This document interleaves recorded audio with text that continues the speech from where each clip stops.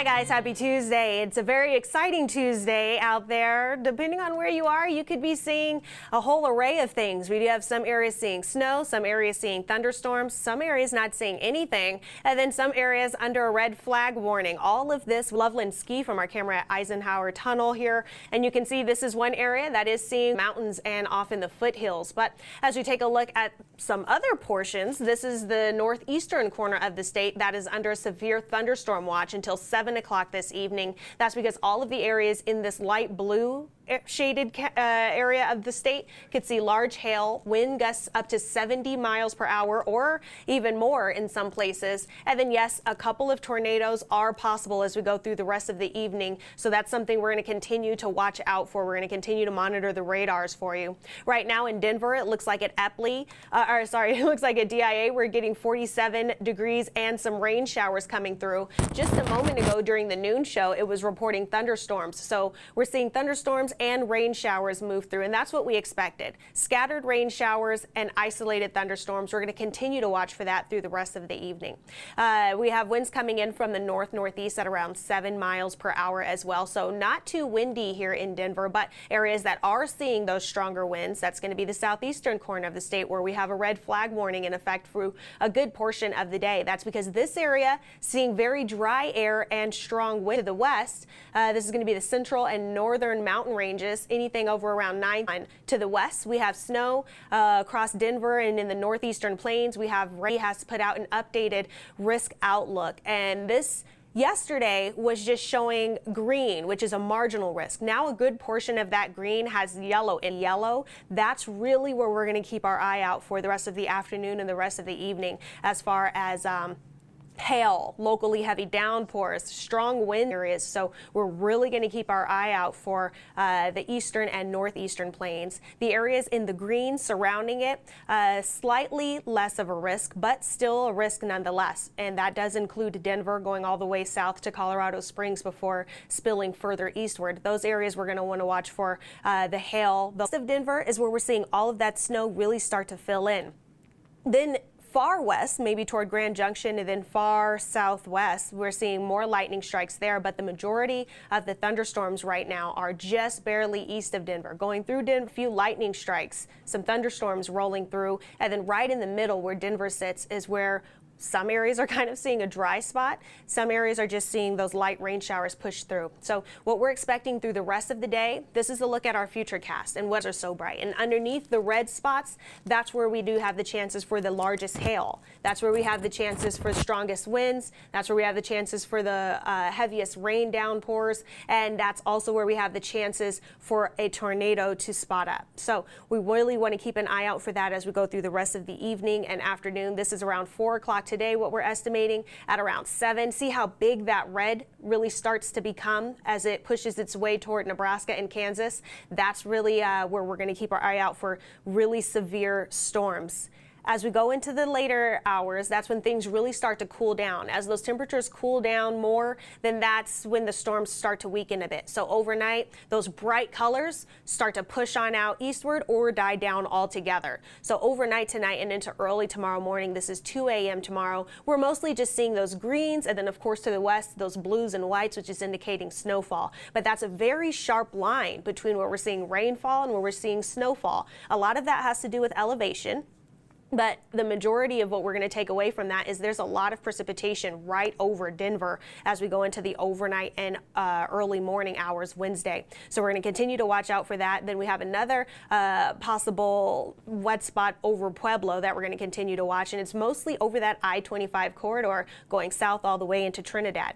So again, we're going to watch for that. But as we go into tonight and in the overnight hours, things start to calm down as far as severe weather goes.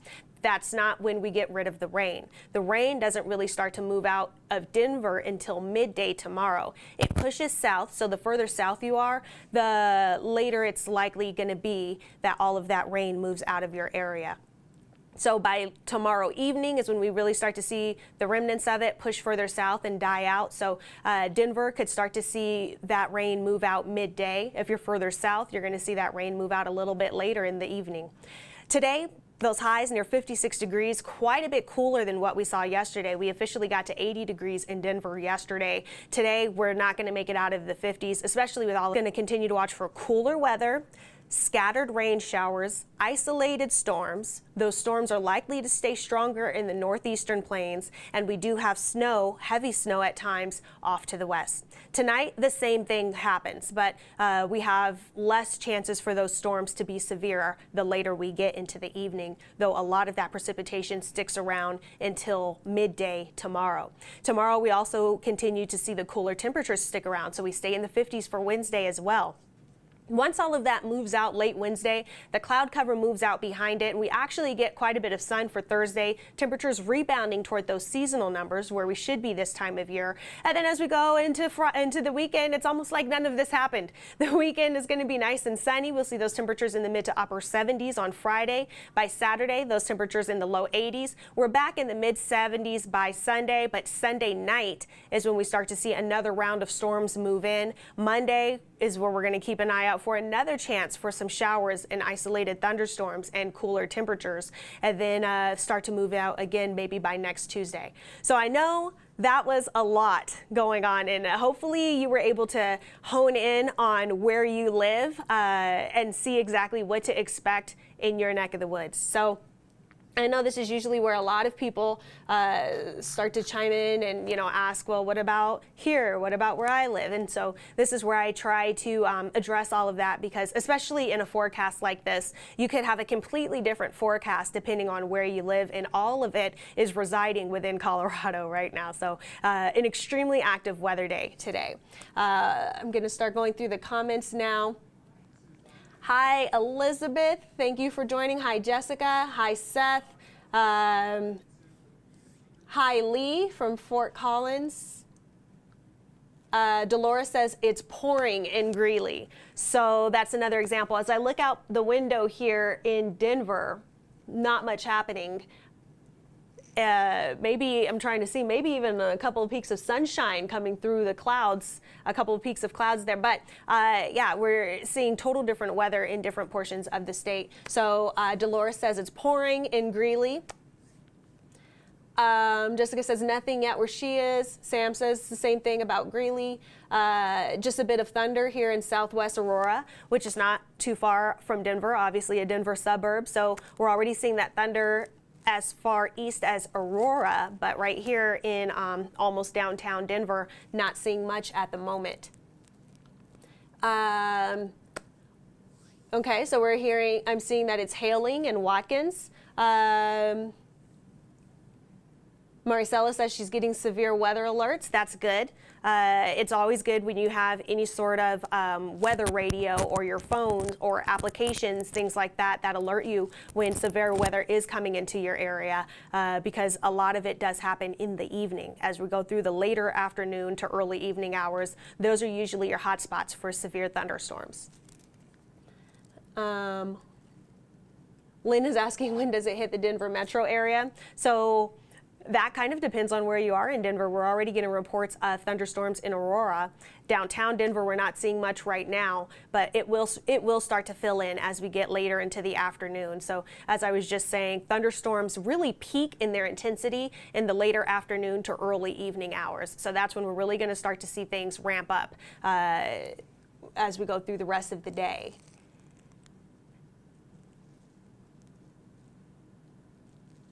And Chris is saying it's just raining in Evergreen, not cold enough yet for snow.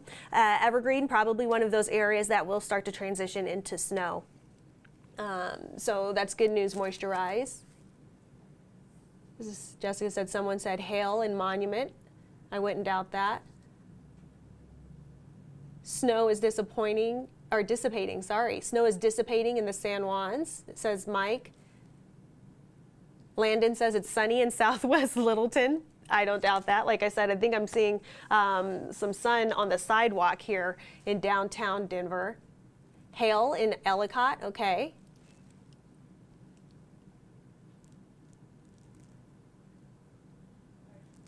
And now we're seeing rain come through in some different areas as well.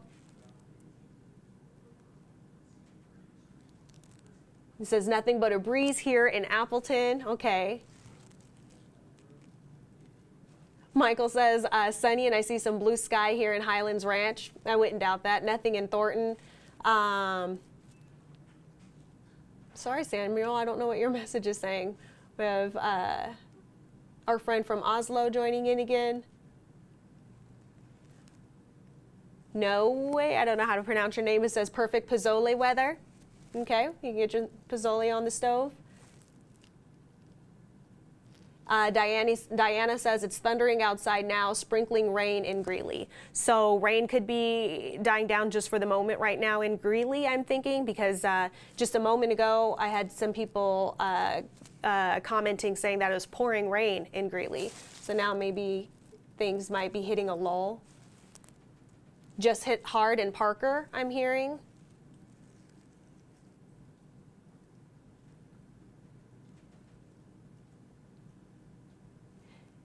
Sherry's asking anything for Cheyenne, Wyoming. I'm not sure as far as watches, warnings, National Weather Service issued type of things in Wyoming, but I know that Wyoming could be seeing some activity as well. Cheyenne specifically, I don't have a forecast prepared for Cheyenne. I'm sorry, Sherry.